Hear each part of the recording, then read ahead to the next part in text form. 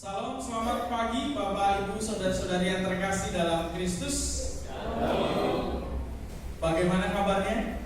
Puji Tuhan, ya. Puji Tuhan, ini pertama kalinya tukar mimbar. Dulu pernah ada tukar mimbar Jogja dan Surakarta, namun ini baru pertama kali saya mengikuti tukar mimbar antar Jogja dan Surakarta. Dan perkenalan singkat. Tadi sudah diperkenalkan nama saya Wahyudi Eleazar. Asalnya saya jauh, asalnya dari Sumatera. Ya, tepatnya di Bengkulu. Kalau pernah dengar Lembaga Baptis Indonesia, ya itu di daerah tempat saya tinggal. Saya kuliahnya di STT Baptis Medan. Di STT Baptis Medan. Tahun 2014 baru lulus dan sekarang masih menjalani lanjut S2-nya. Tadi sudah dikatakan MTH, belum MTH, masih jadi kandidatnya. Jadi saya melayani saat ini di Gereja Baptis Indonesia Anugerah.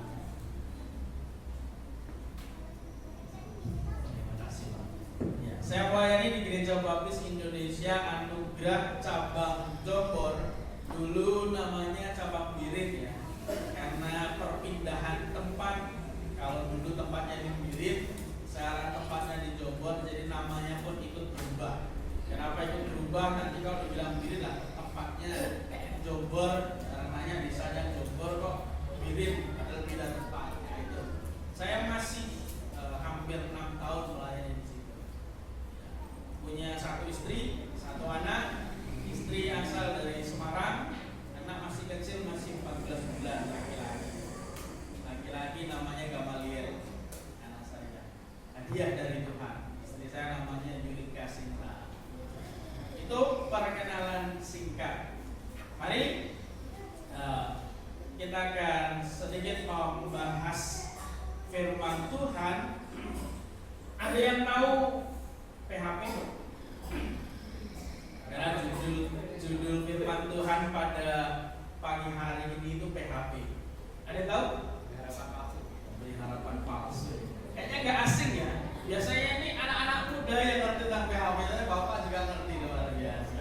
Ya, PHP itu pemberi harapan palsu. Ya, berkenaan tentang kata PHP ini ya. Ada suatu cerita. Ini kita awali dengan cerita dulu. Jadi ini cerita ini didasari oleh kisah nyata. Ya, kisah nyata. Jadi ada seorang mahasiswa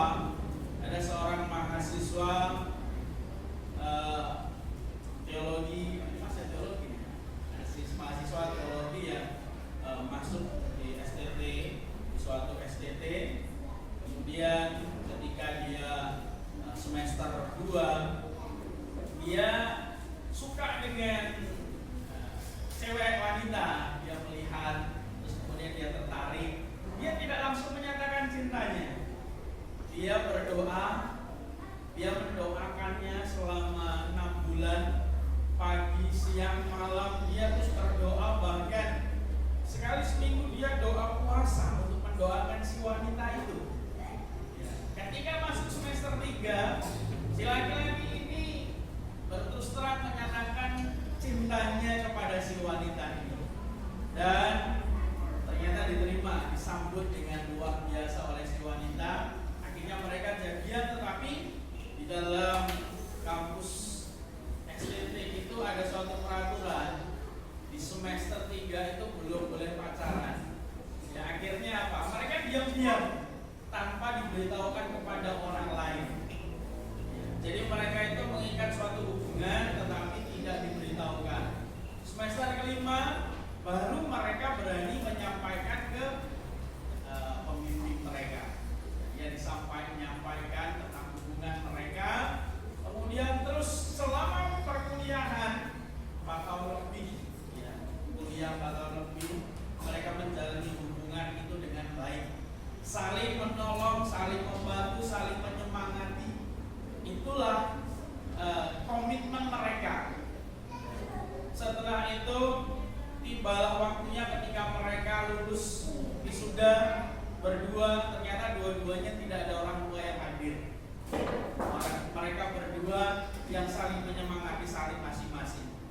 Dan mereka punya komitmen akan meneruskan ke jenjang yang lebih tinggi. Itu komitmen mereka, janji mereka bersama.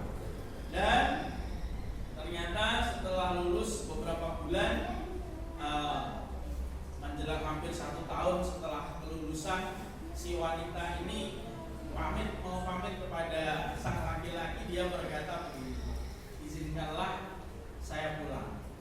Jadi si wanita ini orang Nias, laki-lakinya orang Jawa, perempuannya Nias.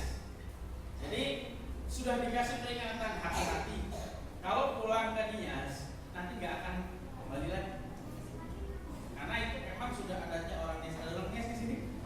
Tidak ada orang Nias ya. Ya, jadi ya lambat laun ketika mereka diskusi akhirnya ya sudahlah, karena memang kerinduannya si wanita ini ingin pulang menjumpai orang tuanya. Akhirnya pulang. Ternyata di luar dugaan dari si laki-laki ini, si wanita ini ternyata setelah sampai tidak memberikan kabar.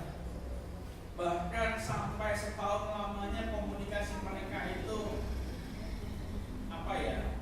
tidak baik-baik saja. Komunikasi mereka itu seperti hampa, tidak baik, jarang chatting, jarang telepon. Padahal si laki-laki sudah berusaha untuk telepon tetapi tidak pernah diangkat, chatting tidak pernah dibalas. Si laki-laki mempertanyakan komitmennya si wanita tersebut. Katanya mau tetap setia, katanya mau tetap melakukan jenjang yang lebih tinggi dalam pernikahan. Dan akhirnya setelah 7 tahun berlalu, jadi 7 tahun hubungan mereka sudah terjalin 7 tahun, 5 tahun secara offline, 2 tahun secara online, tetapi hampa, LDR-nya hampa. Akhirnya si laki-laki memutuskan, dia bilang gini, kamu lebih sayang dengan saya, kita lanjutkan pernikahan atau kita akhiri hubungannya sampai sini. Tidak ada jawaban. Akhirnya si laki-laki mengambil keputusan, kita akhiri sampai sini. Ya, cerita di sini. Siapa yang jadi PHP-nya? Siapa? Si perempuan. Karena tadi ingin sama-sama komitmen, tetapi si wanita mengingkari janjinya, gak mau, malah justru lebih memilih tetap tinggal di Nias, meninggalkan janjinya. Padahal selama di kampus yang mengurus si perempuan, si wanita adalah laki-laki. Bahkan ketika si wanita ini harus opnam di rumah sakit, operasi, orang tua si wanita ini gak datang. Yang mengurusnya si laki-laki, jaga jodohnya orang. Dengan apa? Harapan palsu. Ya, ini hanya cerita singkat tentang PHP. Ya. Judul kita PHP, tetapi ingat, ini bukan pemberi harapan palsu. Tuhan Yesus kita juga PHP, tapi bukan pemberi harapan palsu. Tapi apa? Pemberi harapan pasti. Ya, jadi itu judul kita, pemberi harapan pasti. Ya, kita buka Alkitab kita di dalam Roma pasal yang keempat ayat 18 sampai yang ke-22.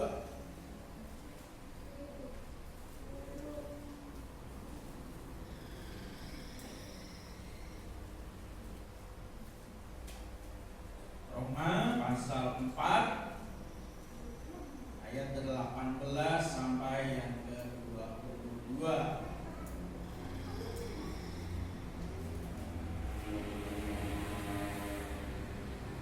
Ya, sudah ketemu? Roma pasal 4 ayat 18 sampai 22. Kita baca silih berganti. Saya akan baca ayat yang ke-18, Bapak Ibu, saudara-saudari akan baca ayat yang ke-19 diganti sampai ayat yang ke-22. Sebab sekalipun tidak ada dasar untuk berharap, namun Abraham berharap juga dan percaya bahwa ia akan menjadi bapa banyak bangsa menurut yang telah difirmankan. Demikianlah banyaknya nanti keturunanmu. Imannya tidak menjadi lemah, walaupun dia mengetahui bahwa tubuhnya sudah sangat lama karena usianya yang telah kira-kira 100 tahun dan membawa zaman tertentu. Tetapi terhadap janji Allah ia tidak bimbang karena ketidakpercayaan, malah ia diperkuat dalam imannya dan ia memuliakan Allah. Dengan keyakinan bahwa Allah berkuasa untuk melaksanakan apa yang telah Dia janjikan. Karena itu hal ini diperhitungkan kepadanya sebagai kebenaran. Ya, kalau kita perhatikan surat ini ditulis oleh Rasul Paulus. Kalau dikatakan diperkenalkan dalam pasal pertama ayat pertama, itu Paulus identitasnya siapa? Dia hamba Yesus Kristus. Tugasnya adalah seorang rasul, apostolos. Tujuan pekerjaannya dikuduskan untuk memberitakan Injil Allah. Paulus bukanlah pendiri jemaat di Roma, sehingga ia tidak mengetahui langsung keadaan jemaat, tetapi ia mendapat informasi dari orang-orang Kristen yang datang dari Roma ke Korintus, tempat ia membuat surat ini. Sejak lama Paulus itu ingin mengunjungi orang-orang Kristen di Roma dan sangat ingin menyampaikan Injil di sana, tetapi keinginannya itu selalu terhalang. Paulus merencanakan untuk pergi melalui Akaya dan Makedonia. Keinginan Paulus bertambah besar ketika ia mengalami kesulitan di Yerusalem. Ia merasa kehidupannya seolah-olah akan berakhir. Ya, pada saat itu dia mendapatkan penglihatan bahwa Tuhan berdiri di sampingnya dan menguatkan untuk dapat terus menguatkan hati sehingga Paulus dapat bersaksi di Roma. Ya, kalau kita perhatikan Paulus sebagai hamba itu kata-kata yang halus. Sebenarnya ada kata yang lebih kasar daripada hamba. Ya, dalam bahasa Yunani-nya itu doulos. Doulos itu budak.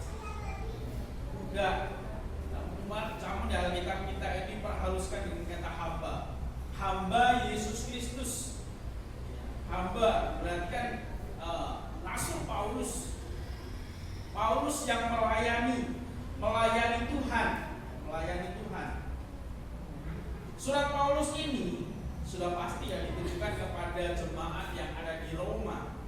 Jemaat Roma pada saat itu sedang mendapat banyak tekanan menghadapi suatu persoalan itu, tekanan baik dari orang-orang Yahudi atau juga dari orang-orang Roma itu sendiri. Selain itu di dalam jemaat itu sendiri sedang mengalami konflik. Oleh karena itulah Paulus mengirimkan surat ini untuk menasihati jemaat yang ada di Roma. Bagaimana seharusnya bersikap terhadap keadaan mereka dan bagaimana sikap mereka menghadapinya. Paulus menulis surat ini untuk menjelaskan pengertiannya tentang bagaimana menjadi seorang Kristen dan tuntutan-tuntutan bagaimana di dalam kehidupannya. Nah, kalau kita perhatikan dari nats yang sudah kita baca bersama di ayat yang ke-18 itu dijelaskan ya tentang Abraham ini ya.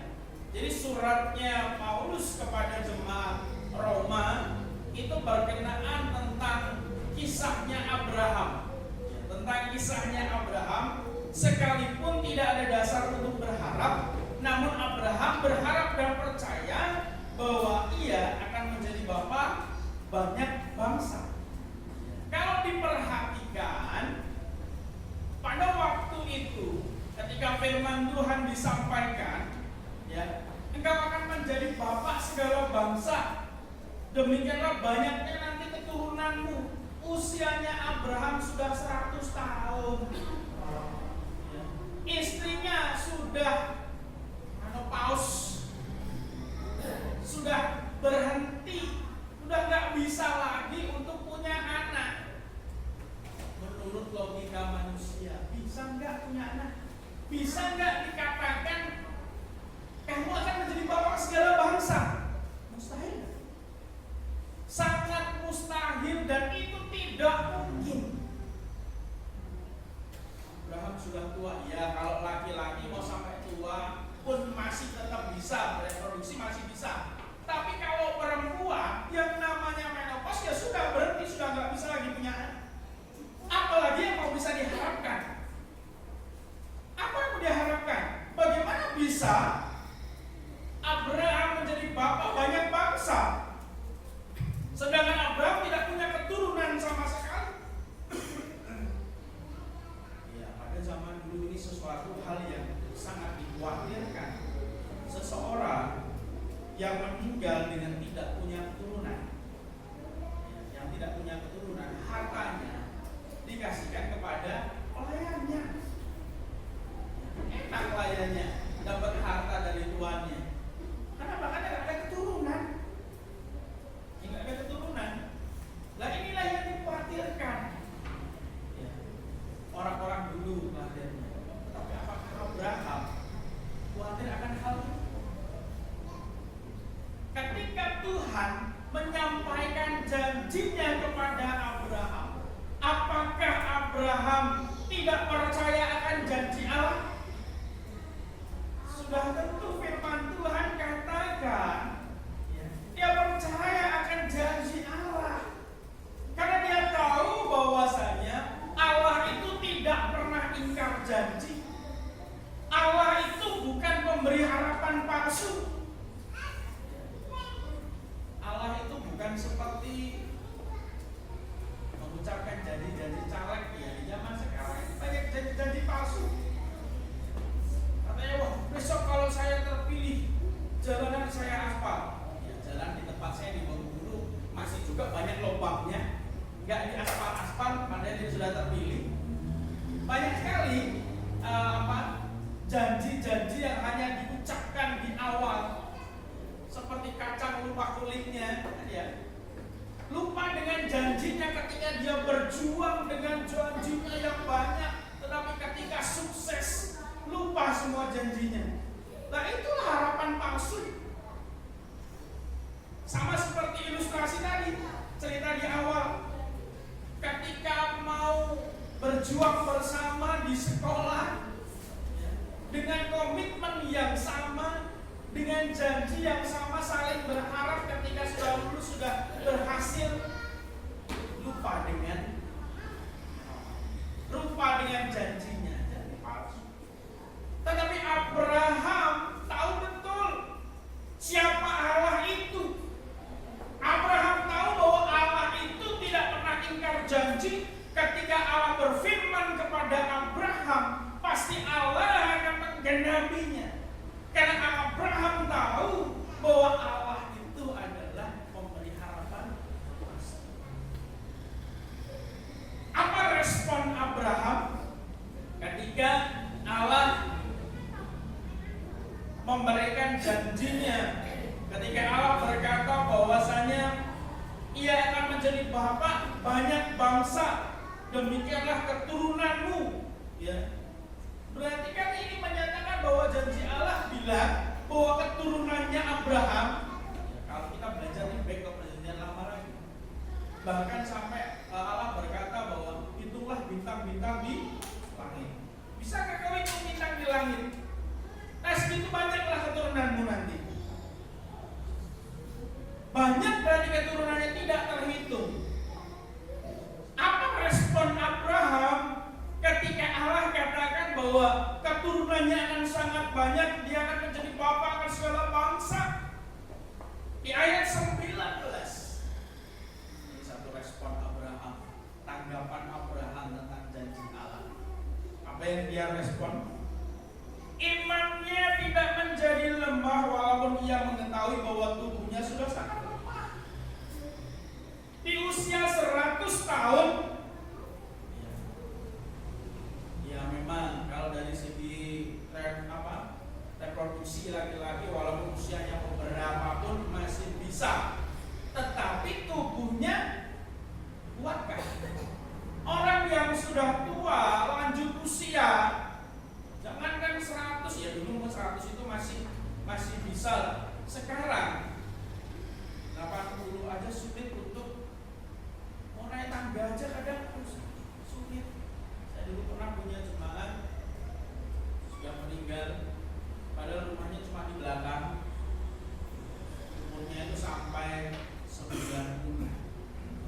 gerejanya, puji Tuhan, setia banget. Sambil rambatan, pegangan gitu, pegangan tembok, mau datang ke gereja aja, semangatnya. Bahkan ketika waktu itu beliau jatuh, kemudian kakinya agak sakit, ya dia bilang, Pak Pendeta, saya minta maaf tidak bisa datang ke gereja, tapi saya duduk di belakang gereja dengerin Bapak khotbah.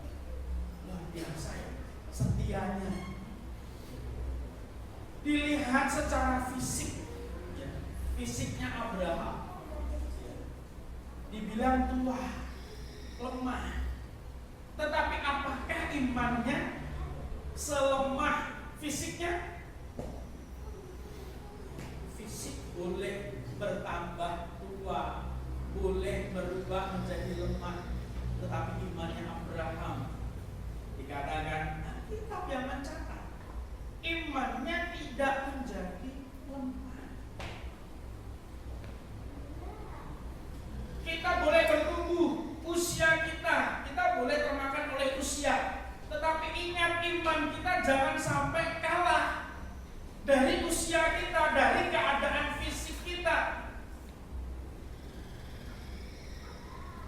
Tuhan akan memenuhi janji-janjinya di dalam kehidupan kita. Kita hanya perlu jangan sampai iman kita lemah. Harus kuat. Jangan pernah loyo, jangan pernah kendor. Tetap setialah itu Tuhan. Tetap setia apapun yang terjadi. Katakan, Bapak, saya nggak bisa ke gereja, saya sakit, saya punya banyak masalah, saya punya banyak problem, saya punya ini. Ya, kalau nggak mau banyak problem ya nggak usah hidup. Kita hidup ya jelas banyak masalah, banyak problem. Siapapun orangnya, mau jabatannya terendah sampai jabatan tinggi, mau orang yang sederhana, mau orang kaya, persoalan ya akan selalu ada. Banyak persoalan itu. Tinggal kita aja menghadapinya bagaimana.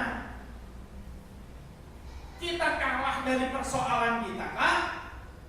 Kalau mau dibandingkan dengan persoalan yang dihadapi Abraham, lebih besar mana?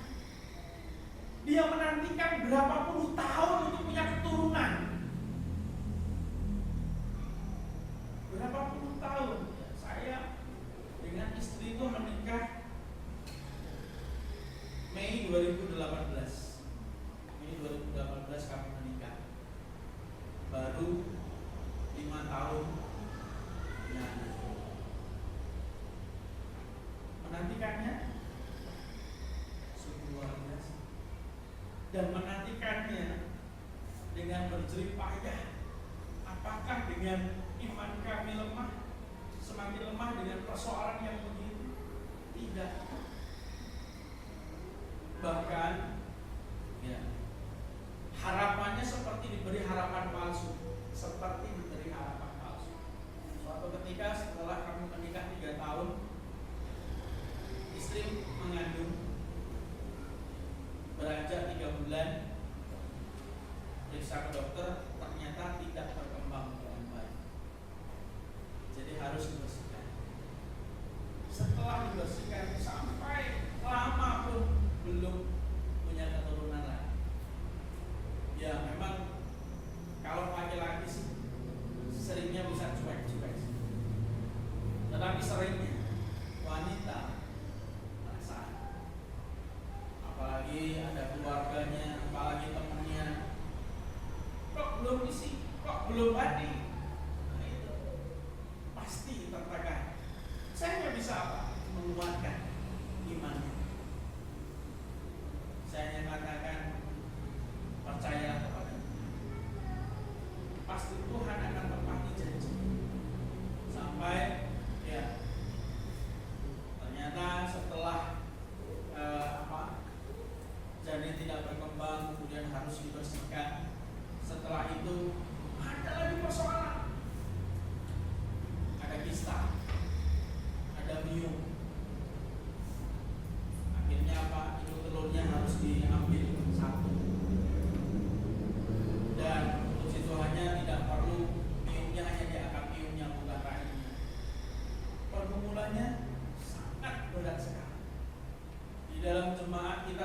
berjuang bersama, apalagi ditambah dengan pergumulan yang begitu berat. Iman kami, saya hanya menguatkan istri saya, percayalah pada Tuhan selalu, yakinlah janji. Ya makanya di tahun kelima Tuhan berikan, walaupun bukan dari kandungan sendiri. Saya katakan sama istri, ya Tuhan itu bisa buka jalan lewat mana aja kok. Gak harus punya anak dari kandungan sendiri. Ya kalau memang tidak bisa, nah Tuhan izinkan, kita gak bisa protes kepada Tuhan. Hanya itu saja. Ya memang kita punya pergumulan yang berbeda-beda, masalah yang berbeda-beda. Tetapi percayalah, kami hanya terus percaya sama Tuhan. Tuhan pasti akan berikan yang terbaik buat kami. Tuhan pasti buka jalan buat kami. Kami hanya bisa percaya janji Tuhan. Dulu ketika belum dikasih omongan, berat badannya itu ya dibilang terus sampai pulang-pulangnya sedikit kelihatan,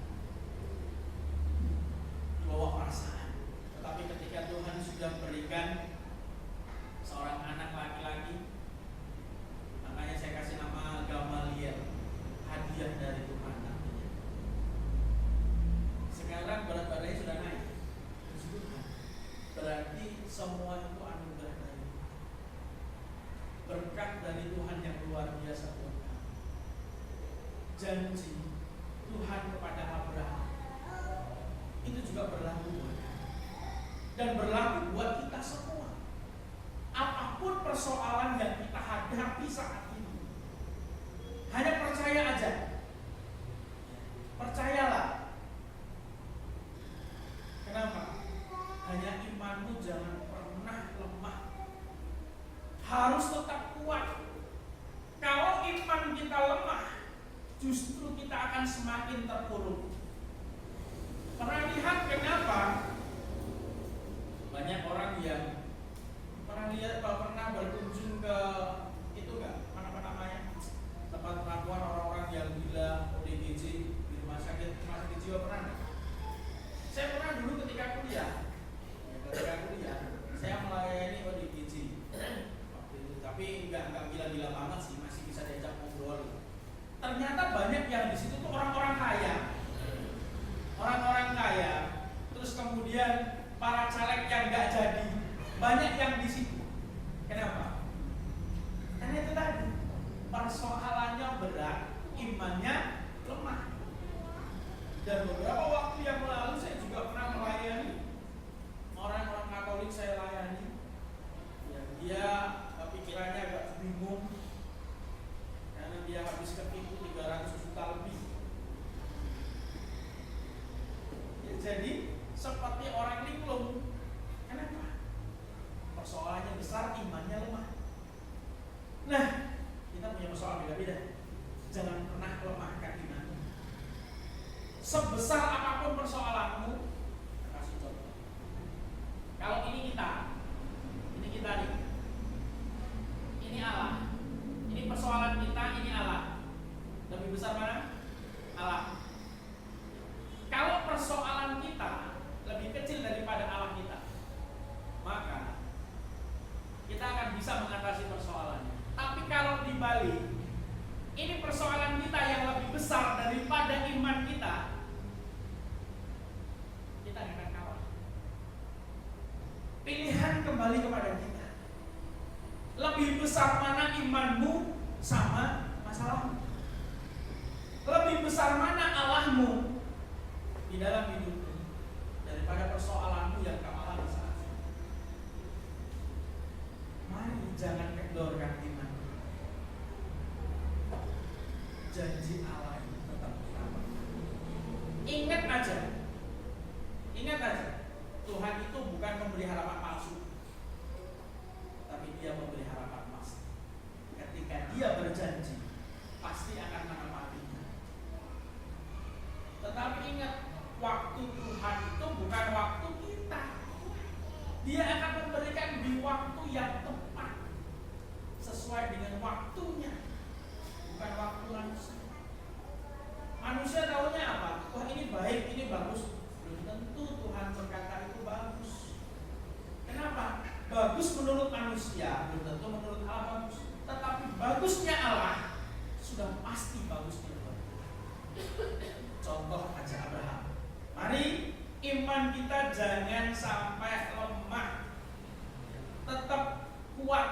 di dalam Tuhan Yesus. Kita belajar dari Abraham bukan menjadi lemah, tetapi ya semakin kuat di dalam Allah. Yang kedua, responnya Abraham.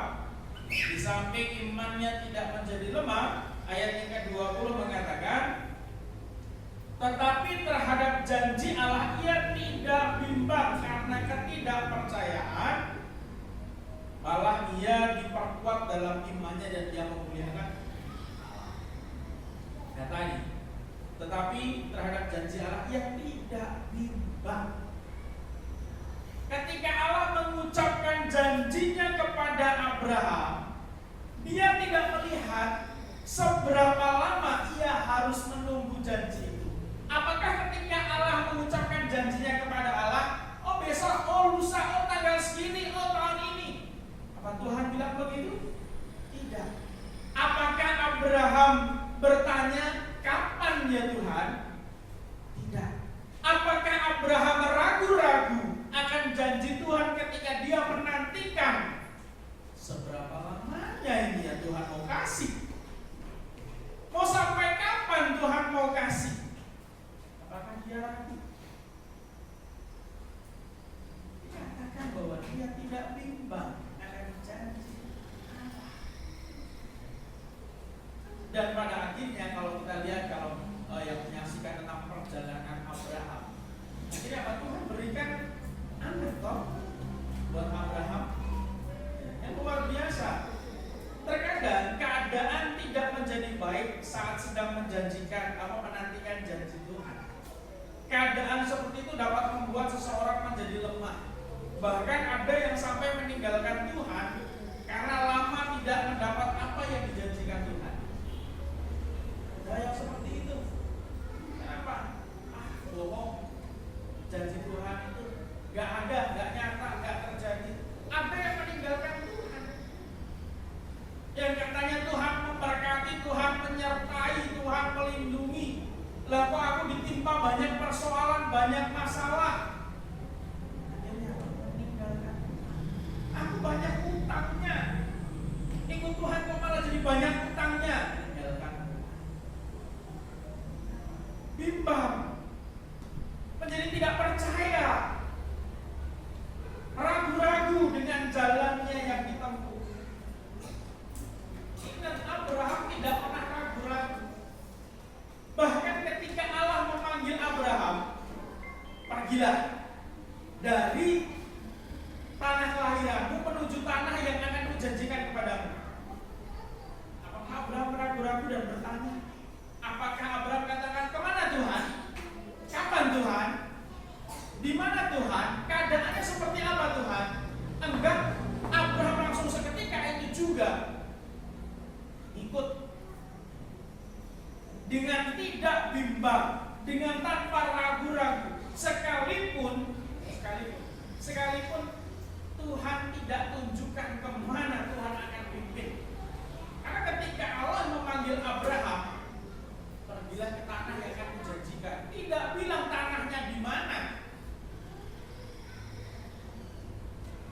Akan kujanjikan engkau bapa segala bangsa. Ikut loh, tanpa ragu-ragu. Nah, inilah luar biasanya.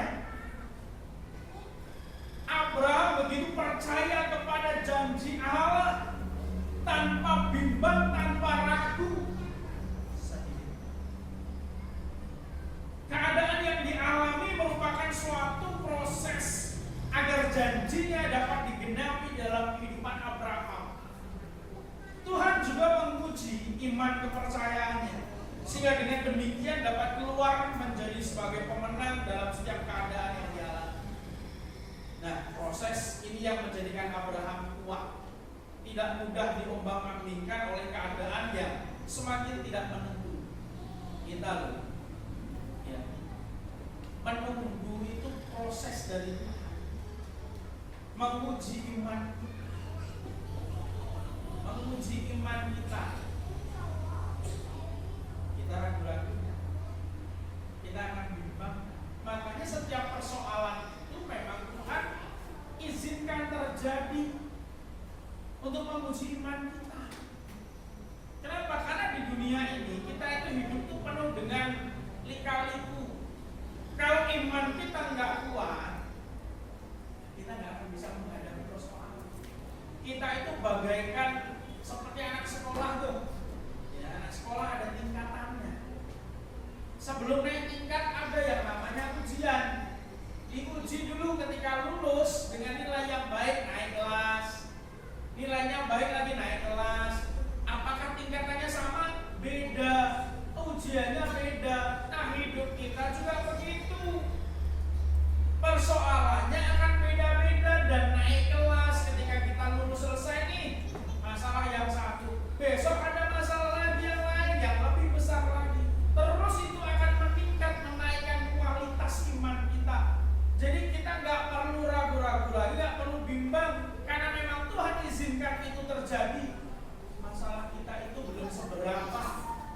Sebanding dengan masalahnya Ayub. Ada yang pernah baca tentang Ayub? Bagaimana persoalan yang dihadapi oleh Ayub? Wah, ngeri. Sangat ngeri. Semua ternaknya habis, ada yang mati, ada yang dicuri. Ya, kambing dombanya, lembu sapi, keledainya, dombanya habis semua. Bahkan ketujuh anaknya mati ditimpa bangunan. Ya, bukan hanya itu, dia menerima suatu penyakit, ya, borok, gatel sampai dia tuh garuknya pakai beling. Bukan sampai di situ, istrinya sampai berkata, udahlah kutukilah Tuhanmu, matilah. Ada yang mendukung dia? Enggak. Problemnya sungguh luar biasa masalahnya. Abraham bilang sama istrinya, masa iya kita mau terima yang baik saja, sedangkan yang buruk tidak kita terima. Persoalan Abraham yang berat sekali, sangat-sangat berat. Tetapi apa? Dia tetap tidak ragu-ragu, tidak bimbang. Dia tetap percaya kepada Allah. Ingat, kita perlu belajar dari banyak tokoh Alkitab. Tidak pernah bimbang, tidak pernah ragu-ragu, menetapkan imannya, menetapkan janjinya kepada Tuhan. Itulah salah satu contoh tokoh Alkitab, baik itu Ayub atau Abraham. Salah satunya kah kita? Masih bertekunkah kita dalam iman kita?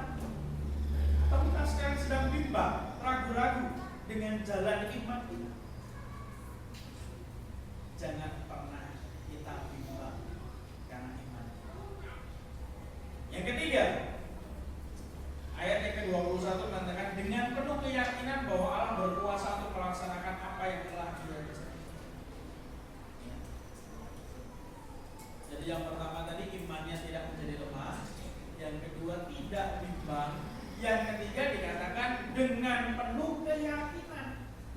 Dengan penuh keyakinan bahwa Allah berkuasa untuk melaksanakan apa yang telah Dia janjikan. Dalam Kejadian 15 ayat 5 mengatakan, lalu Tuhan membawa Abram keluar serta berkata, coba lihat langit. Itulah bintang-bintang, jika engkau dapat menghitungnya maka firman-Nya demikianlah banyaknya nanti keturunanmu. Ayat yang ke-6, lalu percayalah Abram kepada Tuhan, maka Tuhan memperhitungkan hal itu sebagai kebenaran. Ya, Abraham menyingkirkan semua kekhawatirannya dan ketakutan yang muncul dalam dirinya. Sekalipun secara manusia banyak hal yang dapat dipertanyakan, karena janji yang Allah ucapkan itu mustahil secara manusia. Namun Abraham, kita mencatat dengan penuh keyakinan. Dengan penuh keyakinan Tuhan sanggup melakukan segala perkara. Bagi Tuhan tidak ada yang sukar. Itu hanya logika manusia. Tetapi bagi Allah tidak ada satupun yang mustahil. Ingat ketika perjalanan Tuhan Yesus dalam pelayanannya, ketika Dia bilang lebih sukar orang kaya masuk dalam kerajaan surga daripada unta masuk lubang jarum, kan gitu dibilangnya ya. Memang itu suatu perumpamaan yang dikatakan bagi manusia itu mustahil, nggak mungkin. Yesus kan bilang, tetapi tidak ada yang mustahil bagi Allah. Ya, cobalah kalau kita perhatikan dengan logika manusia, mustahil nggak? Ya mustahil lah. Orang sudah menopause kok mau bisa punya anak, mau dari mana lagi? Nggak akan pernah bisa. Secara medis pun mustahil. Tetapi ingat, Tuhan Yesus itu di atas medis. Ya. Tuhan kita, Allah kita itu yang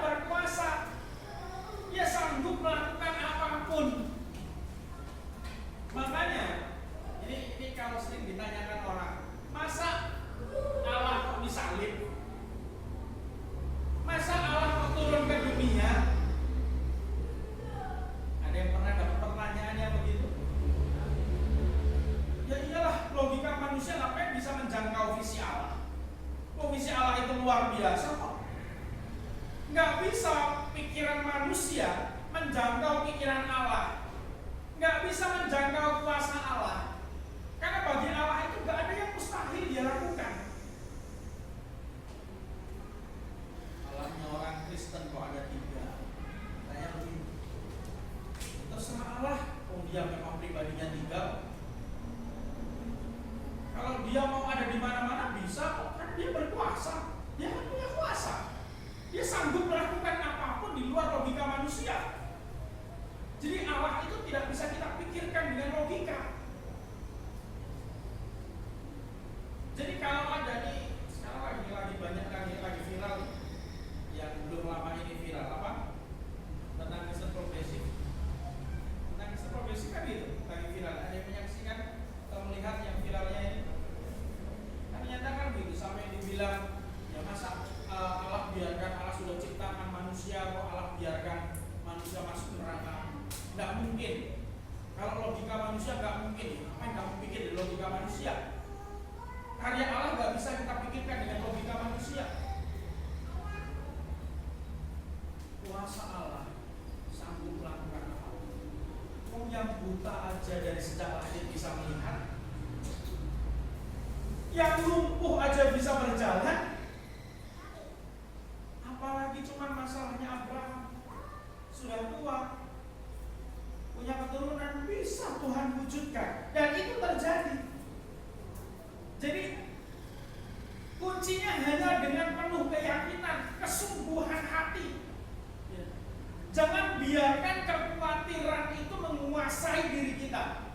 Jangan pernah kekhawatiran itu menguasai pikiran kita sehingga kita membuat kita ragu akan kuasa Tuhan.